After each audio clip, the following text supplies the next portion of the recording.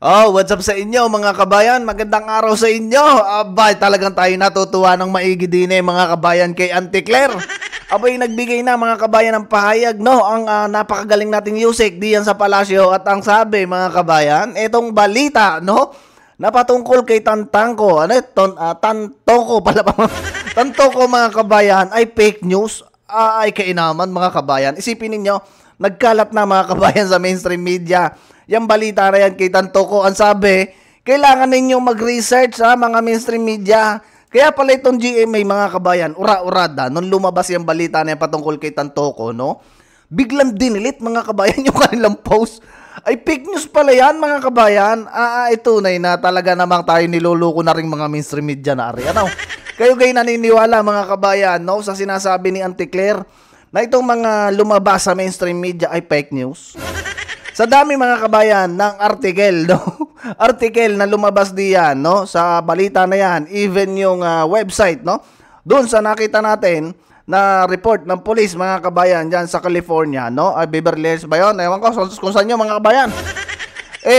Talagang nandun mga kabayan, ang sinasabing pagkamatay ay nasubrahan mga kabayan, heart attack mga kabayan, nasubrahan mga kabayan sa, no? Sa paggamit ng coke. Ay, kainaman dito si Auntie Claire talaga. Ano? Abay, GMA lang mga kabayan ng tumugon sa panawagan na fake news. Kaya pala totoo dinilit nila. Kaya pala noon mga kabayan, sinesearch natin yung mga picture na lumalabas. Abay, yung nga, totoo. Wala nga mga kabayan.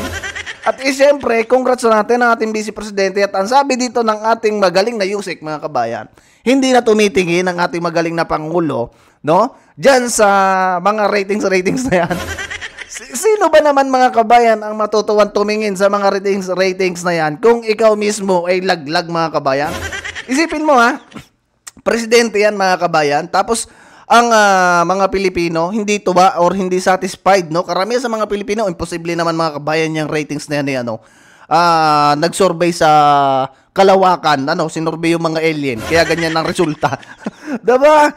Isipin niyo mga kabayan ha, kahit na anong gawin na palabas nitong administrasyon, ang mga Pilipino talaga ngayon ay wala ng tiwala, no?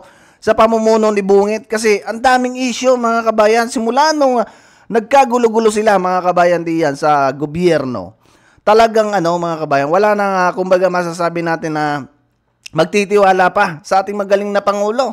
Kasi sa dami ng pinangako niya, walang natupad mga kabayan, ipinilit yung 20 kilo na bigas na ngayon ang apektado agrikultura, mga magsasaka. Kita mo mga kabayan ha. Tapos itong issue, no, kaya pala biglang lumabas mga kabayan yung mga buto, no? Kahit si General Torre mga kabayan nabanggit niya na mayroon palang mga kasamang buto ng hayop. Ano nang palabas ito mga kabayan ng ating gobyerno? Talagang pang Netflix mga kabayan, no? Kasi hindi nakakatuwa ang nangyayari kasi apektado ang ating bansa mga kabayan. Isipin ninyo, ginawa nila pinadala nila si PRRD sa Netherlands, no? Pinakulong nila sa ICC para magkaroon ng takip yung issue na yan patungkol diyan kay Tantoko kasi nabalitaan siguro nila na kailangan nating gumawa ng panibagong issue para matabunan at hindi pag-usapan ng mga Pilipino itong nangyari na to na pagkadawit, no, ng ating First Lady sa pagkamatay ni Tantoko. Tapos ngayon sasabihin mga kabayan ng palasyo, fake news. Ay kainaman. O syempre mga kabayan, maraming salamat muna sa mga bagong subscribers natin. Sa mga hindi pa, inaanyayahan ko kayo na mag-subscribe mga kabayan.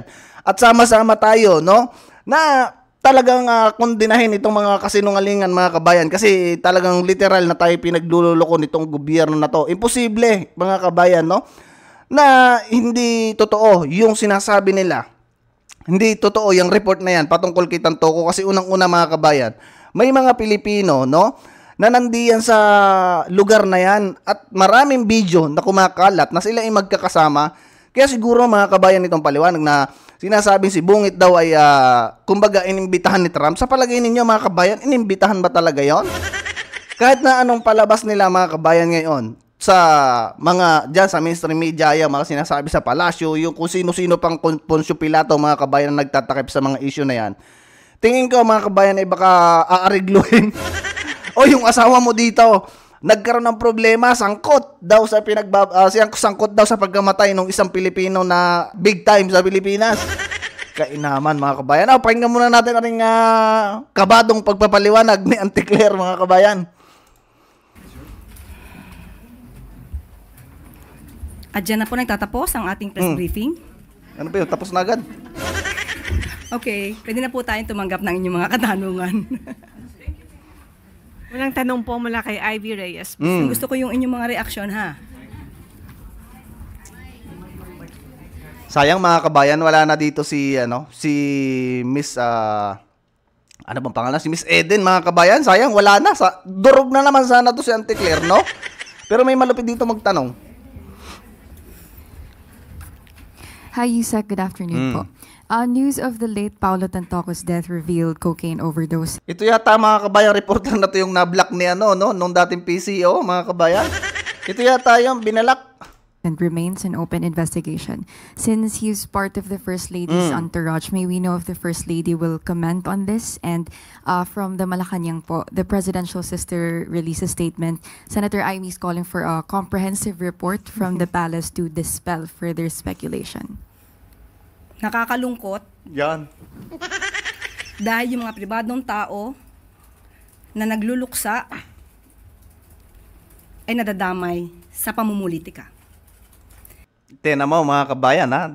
Pamumulitika ba yan tawag diyan? Hindi naman pamumulitika yan eh. Totoong news yan mga kabayan. At totoong namatay yung tao, no? At lumabas nga yung result. At may report mga kabayan. May report na talagang na-overdose mga kabayan. Kasalanan niyo to mga mainstream media. Alam niyo itong unang-unang naglabas yata niyan yung Billionaire News Channel mga kabayan. At salute tayo mga kabayan sa Billionaires News, no? Kasi sila talaga walang kinikilingan mga kabayan. Yan ang headlines no? Kahit naman yung sa side ni BP Sara, ganun din kung ilabas nila yung news. Tunay ka Auntie Claire. Ginagamit ng ibang mga obstructionists para masira ang First Lady, ang Pangulo at ang administrasyon na ito. Talagang literal mga kabayan na malungkot, no? Pwede mag-artista to si Auntie Claire mga kabayan. Kita niyo yung posture niya, no? Talagang napakalungkot mga kabayan. Alam ko yung iba sa inyo naiinis na sa akin kasi putol-putol. Pero tingnan ninyo mga kabayan ha. Tingnan ninyo ang itsura ng ating Auntie Claire. Paano kaya niya palulusutan, no? Yung mga kumalat na news na yan, nagkalat yan mga kabayan sa mainstream media. Maliban sa GMA, no? Itong GMA na to mga kabayan. Ano ga? Totoo ba talaga nagsiservisyo kayo? Bakit nyo dinelete? Nakakahiya ang kanilang mga ginagawa. Unang-una, si Mr. Paulo Tantoco ay hindi po kasama sa official entourage. Mga kabayan, hindi ko na ilalabas dito yung video na kasama siya, no, kumakain. Alam ko naman na alam ninyo, no, mga kabayan, nakasama si Tantoco dun sa grupo, no? May mga artista pa nga kasama Diba? Nagkalat yan ngayon sa social media mga kabayan. Ito si Auntie Claire talaga, no? Napakalupit dumali nitong mga kabayan pagka talagang pasisinungalingan lahat ng mga kumakalat na news. Isipin ninyo, hindi mo sasabihin kasama sa entourage. Anong ginagawa doon ni Tantoco mga kabayan? Kumakain sila sa isang table. Pagkatapos ng kakain mga kabayan, nagparty-party. Nagsasayawan pa nga mga kabayan doon sa video. Hindi kasama. Tunay naman talaga mga kabayan, ito si Auntie Claire, no? Tayo mga Pilipino, no? Alam ko naman na kayo ay matatalino mga kabayan at alam ko na nakita ninyo at napanood niyo yung video. Sa palagay ninyo, hindi siya kasama sa entourage mga kabayan.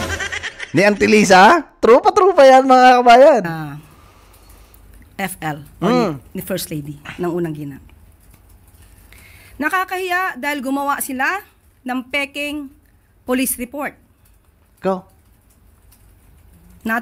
Sa palagay nito mga kabayan, yung report na inilabas no ng mga mainstream media, hindi sila nag-research. Ang dami mga kabayan na mainstream media na naglabas. Nandiyan yung Billionaire News Channel, nandiyan yung Channel 5, nandiyan yung Abante, nandiyan yung ABS-CBN mga kabayan. Hindi nag-research yung mga yan sa website mga kabayan. Kayo mga mainstream media, mag-research kayo kasi fake news yung report, yung police report mga kabayan, fake news. Unak ng teteng. Turingan journalists, mga dating spokespersons, hindi marunong mag-imbestiga ng sarili. Hindi sila nagiging journalist, kundi nagiging propagandista ng kanilang mga sinusulong na interes. Ang sinasabing police report na naipost sa Facebook ay isang malaking kasinungalingan. Kita mo mga kabayan ha? Ito, maliwanag tong sinasabi mga kabayan ng ating magaling na Yusek. Kayo ha, huwag kayo basta-basta maniniwala mga kabayan sa lumalabas sa mga social media, no? Kaya nga tayo kahapon mga kabayan ay walang upload kasi talagang tayo nag-iintay, no? Nang isasagot ng ating magaling na Yusek. Alam niyo naman mga kabayan, dito sa ating channel, idol natin yan mga kabayan, si Auntie Claire. Kasi yung baluktot mga kabayan, kaya niyang ituwid. Tuwid na tuwid mga kabayan. Kaya talagang kahapon, hindi tayo mga kabayan nakapag-upload. Kahit kayo po mismo ay maaaring mag-imbestiga Oo. sa nasabing lugar, sa Beverly Hills Police Department, para malaman nyo na yung nilagay sa Facebook na may guhit na color pink, kung di ako nagkakamali, ang parting yon ay dinagdag lamang. Go, tapos. Nag-start. So, anong gagawin natin dito, mga kabayan? Kung yan ay fake news, yung mga binalita na yan ng mainstream media. Yan, lumabas na yan, mga kabayan, sa social media at sa mainstream media. Anong gagawin natin dito, Yusek Claire? Kakasuhan natin ng fake news.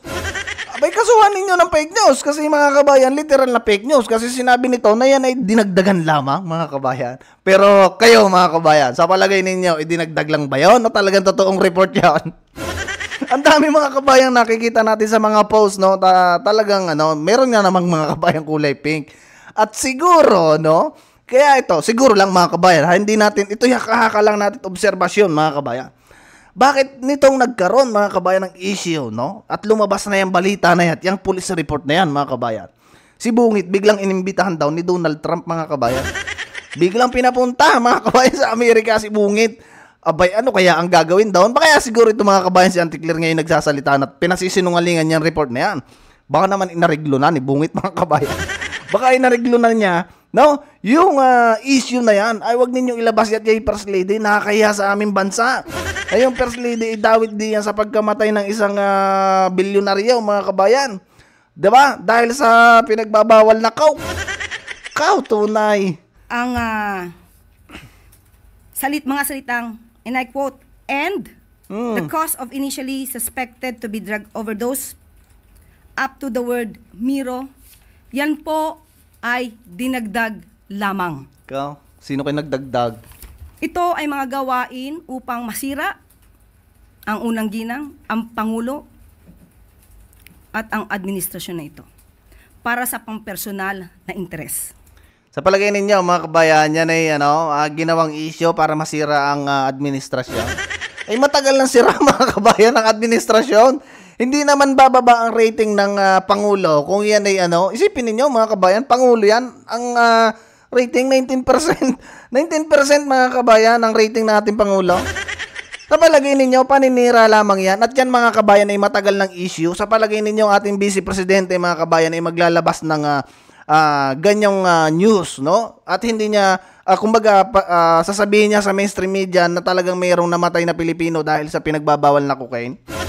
Sa palagay ninyo, ang Vice Presidente, walang intel. Nako, sa dami mga kabayan ng mga Pilipino na talagang nagkukusa, mga kabayan, na siguro ito talaga ang nangyayari. Meron kasi mga kabayan isang Pilipino na nakatutok diyan, diyan sa issue na yan. Kay Lisa Marcos, mga kabayan, na laging siya yung si-search mga kabayan, no? Siya yung napunta doon diyan sa police station mga kabayan ng Beverly Hills, yung kalbo mga kabayan, nakalimutan ko na yung pangalan. Talagang pinatutunayan niya mga kabayan na meron siyang dokumento na nakuha mga kabayan sa police report, no? Na pagkamatay na yan, na talagang dinadawit mga kabayan ng First Lady. At pangalawa, hindi yan mga kabayan kumbaga panira sa First Lady kasi kasama siya doon, no? Sila magkakasama doon. At talaga namang masasabi natin mga kabayan na ari ay totoo. Kaya itong kay Auntie Claire mga kabayan, no? Silang dalawa lang ng GMA ang nagkakasundo na talagang hindi totoo mga kabayan.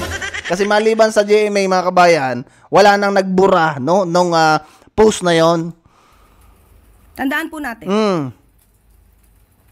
Ang unang ginang po, nung siya ay nasa Los Angeles, ay meron po siyang security service na provide ng US. At meron din po siyang kasamang PSG. Hindi rin po siya nag-stay sa nasabing hotel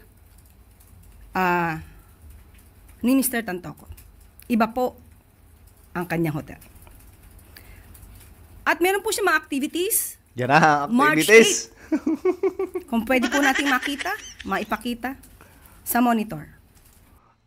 Talagang itong mukha mga kabayan ng ating antikler. Hindi tayo sanay mga kabayan na ganito ang ating Yusek, no? Abay, napakalungkot mga kabayan. Napakalungkot ng itsura ng ating Yusek. Ipagmamalaki mo na naman yung mga ginanap ng ating First Lady habang may issue mga kabayan. Kasi noon, di ba, maalala ninyo, hinahanap ang First Lady, nasaan ang First Lady at nawawala. Naglabasan mga kabayan na sinasabing edited picture, no, na nagkaroon ng mga ganap ang ating magaling na First Lady sa Pilipinas, sa Girl Scout, kung ano-ano pa mga kabayan. Na bigla na lang lumabas sa gilid ng lamesa. Kita mo, tunay talaga. March 8, makikita niyo po sa screen na mayroong konsyerto para sa Pilipino. Makikita niyo sa larawan din, Secretary Cristina Frasco. March 8 yan ginanap, hapon hanggang gabi. Papaanong masasabi ng mga obstructionist na to, ng mga fake news peddlers na to, Oh, mainstream media, peddlers kayo, obstruction kayo mga kabayan. Obstruction na itong mga mainstream media. ang patungkol sa nakita nila mga tao doon sa vicinity. Kaya po yan ay dinagdag lamang. Nandito naman po yan sa Facebook ng unang ginang. Pero kahit ito po ay nasa Facebook at ito po ay naire-report naman, pilit nilang binabago ang kwento at nakakalungkot dahil kapwa Pilipino ang kanilang niloloko para sa kanilang personal na interest. Sa mga journalist na nagpapanggap na kayo journalist, pero lumalabas na kayo propagandista, maawa po kayo sa bansa. Maawa po kayo sa taong bayan. Huwag niyo pong lokohin ang mga Pilipino. Pati mga journalist, dinali na mga kabayan kasi nga diyan sa issue na yan. Kayo kasi mga journalist, ha? Dapat ang sakyan ninyo, yung pinalalabas ngayong issue, yung mga butong nakuha dyan sa Taal. No, na sinasabing may kasama din na buto ng hayop, mga kabayan. Sabi ni General Torre, ha? Oh, ito mga kabayan, tama-tama na rin ating madrama na Yusek, no? Pabasahin na muna natin mga kabayan na rin si Senator Rapi Tulfo, no? Aba, ito'y atat din mga kabayan diya sa impeachment. Sabi, ituloy ang impeachment trial, patunayan ni BP Sara na inosente siya. Tama naman yan mga kabayan, tayo sang-ayon din sa sinabi na yan. Mas maganda yung may trial talaga. Ito ang sabi, dapat na ituloy ang impeachment trial sa 28th Congress para mapatunayan ni BP Sara Duterte na inosente siya sa mga kasong inihain laban sa kanya. Mas maganda di ba maklear niya ang name niya para sa pamamagitan ng pagdidepensa niya doon sa impeachment na mapatunayan na inosente siya as opposed to yung mabasura before na magkaroon ng hearing sa impeachment. Pahayag ni Tulfo sa isang press conference. Kasi for now, sinasabi nga niya na inosente siya, so let her prove it na inosente siya. Mas maganda yung ma-prove niya na inosente siya sa pamamagitan ng trial. Dagdag pa niya. Ayon pa kay Tulfo, hindi na dapat pa questionin ang jurisdiction ng Senate 20th Congress sa impeachment trial laban kay Duterte. Merong mga jurisdiction, di na dapat pag-usapan yan. Magkakaroon talaga ng hearing, no? Submit pa ng senador. Itong si Tulfo mga kabayan, ay nagsalita din diyan. Nagsalita din. Ay, mas okay na ikinanahimik Senator Rapi Tulfo. Ay marunong ka pa sa marunong ka pa sa Supreme Court. Ay, mismo Supreme Court nga nagtatanong na. Kino-question na nga yung mga prosecutor na yan at yung impeachment na yan kung walang nalabag. Diba merong issue patungkol diyan kung may jurisdiction ba ang impeachment court. Siyempre, jurisdiction muna, Senator Rapi Tulfo. Nakatunay ka talaga. Anyway, mga kabayan, hanggang dito muna ang ating video at tayo mayroon pang mga pag-uusapang ibang balita, mga kabayan. Hanggang dito muna itong video na to. Maraming salamat mga kabayan. Mag-comment kayo. Ano ba ang inyong opinion? Ano ang opinion nyo sa pinagsasabay ng ating magaling na Yusek, mga kabayan? Fake news ba Fake news ba yung balita na yan? O talagang kailangan nilang i-cover up, mga kabayan? Gumawa sila ng mga cover up para diyan sa issue na yan ni Tantoco kasi damay ang First Lady. Comment ninyo, mga kabayan, sa comment section. At just muna, mga kabayan, see you sa susunod na video. Ingat, mga kabayan.